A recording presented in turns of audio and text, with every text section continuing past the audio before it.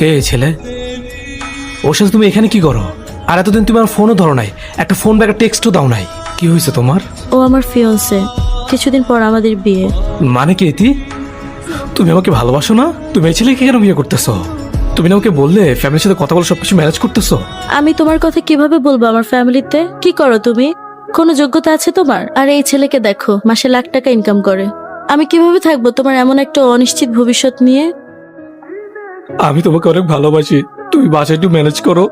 তুমি এই ছেলেকে বিয়ে করো না, আমাকে একটু সময় দাও, আমি সবকিছু গুছিয়ে নেবো। প্লিজ তুমি আমাকে ছেড়ে যেও না। ছাড়ো অভি, এখানে অনেক মানুষ আছে, সবাই দেখছে। আরো এসে দেখে ফেললে অনেক ঝামেলা হবে। তুমি এমনটা করো না, আমি তোমাকে ছাড়া বাঁচতে পারবো না। মরে যাও, এটা তোমার ব্যাপার, আমাকে কেন বিরক্ত করছো? ছাড়ো। কে এই ছেলে? ওর সাথে তুমি এখানে কি করো? আর এতদিন তুমি আমার ফোনও ধরো নাই, একটা ফোন বা একটা টেক্সটও দাও নাই। কি হয়েছে তোমার? ও আমার ফিয়ন্সে, কিছুদিন পর আমাদের বিয়ে। মানে কি ইতি? তুমি আমাকে ভালোবাসো না? তুমি এই ছেলেকে কেন বিয়ে করতেছো? তুমি না আমাকে বললে ফ্যামিলির সাথে কথা বলে সবকিছু ম্যানেজ করতেছো। আমি তোমার কথা কিভাবে বলবো আমার ফ্যামিলিতে? কি করো তুমি?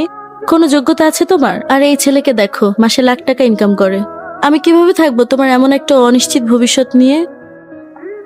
আমি তোমাকে অনেক ভালোবাসি, তুমি বাসায় একটু ম্যানেজ করো। তুমি এই ছেলেকে বিয়ে করো না, আমাকে একটু সময় দাও, আমি সবকিছু গুছিয়ে নেবো।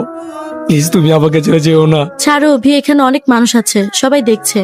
আরো এসে দেখে ফেললে অনেক ঝামেলা হবে। তুমি এমনটা করো না, আমি তোমাকে ছাড়া বাঁচতে পারবো না। মরে যাও, এটা তোমার ব্যাপার, আমাকে কেন বিরক্ত করছো? ছাড়ো।